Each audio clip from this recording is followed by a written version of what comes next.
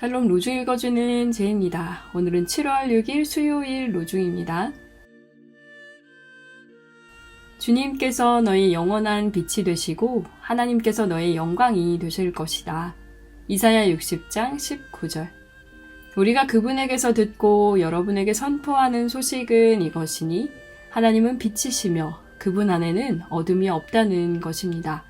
요한일서 1장 5절.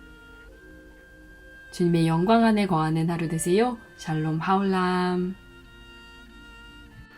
예수님의 제자 요한은 사랑의 사도라는 별명이 있습니다.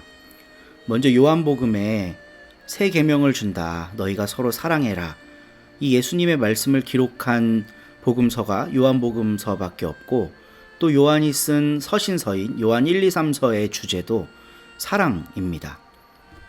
그런데 사랑의 사도라는 별명은 마치 요한이 굉장히 사랑이 많은 사람인 것과 같은 그런 느낌을 줍니다.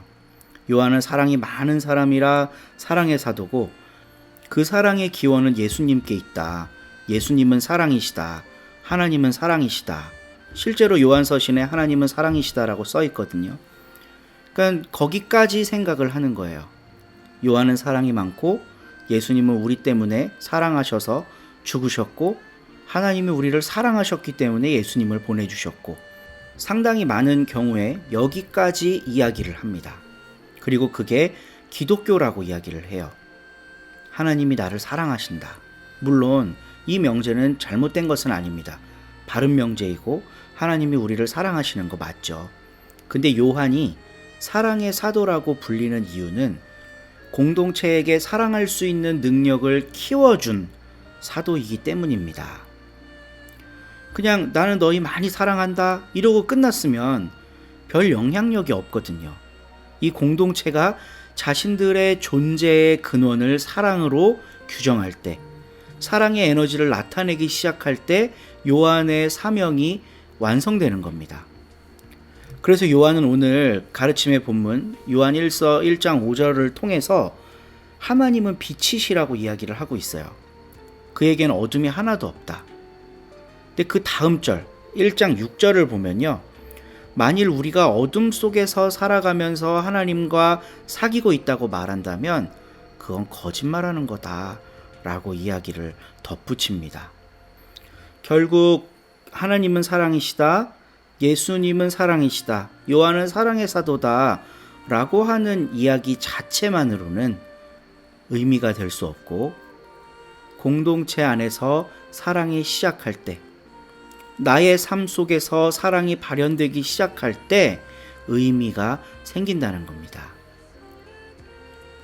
그래서 오늘 우리는 우리들의 교회, 우리 가정, 나의 삶을 성찰하면서 하나님은 사랑이십니다를 암송하며 믿음 있는 사람이구나 라고 생각하고 있는지, 아니면 우리 교회와 우리의 가정과 나의 삶이 사랑을 발현하고 있는지 말씀에 비추어 성찰해 보았으면 좋겠습니다. 오늘도 로중 묵상으로 하루를 열고 기도하는 여러분의 삶에 하나님의 크신 은총이 함께 하시기를 기도합니다. 오늘 함께 읽을 새 한글 성경 본문은 사도행전 6장이고요. 신혜원 집사님이 낭독해 주십니다. 좋은 하루 되세요. 6장. 이 즈음에 제자들이 늘어났는데 그리스말을 쓰는 유대아 사람들이 토박이 유대아 사람들에게 맞서 불평하는 일이 생겼다. 그리스말을 쓰는 쪽의 남편 여인 여자들이 나날의 식량 지원에서 소홀히 대접받았기 때문이다. 그러자 그 12이 제자들 전체를 가까이 불러놓고 말했다. 우리가 하나님의 말씀을 뒷전으로 밀어두고 식량 문제를 섬기는 것이 바람직하지 않습니다. 그러니 한번 찾아보세요. 형제자매 여러분 가운데서 평판이 좋은 사람 7명을요. 성령과 지혜가 가득한 사람으로요. 우리가 그 사람들을 세워 이 일을 맡아보게 하겠습니다. 우리 자신들은 기도와 또 말씀 전하는 섬김에 힘을 쏟겠습니다. 그 말이 온 군중의 마음에 들었다. 그리하여 그들은 스테판을 선택했다. 그 그는 믿음과 성령으로 가득한 사람이었다. 또 필립과 브로고로와 니카노르와 티몬과 파르메나와 유대교로 개종한 안티오키아 사람 니콜라우스를 선택했다. 그들은 이 사람들을 사도들 앞에 내세웠다. 그러자 사도들이 기도한 뒤에 그들에게 손을 얹어 안수했다.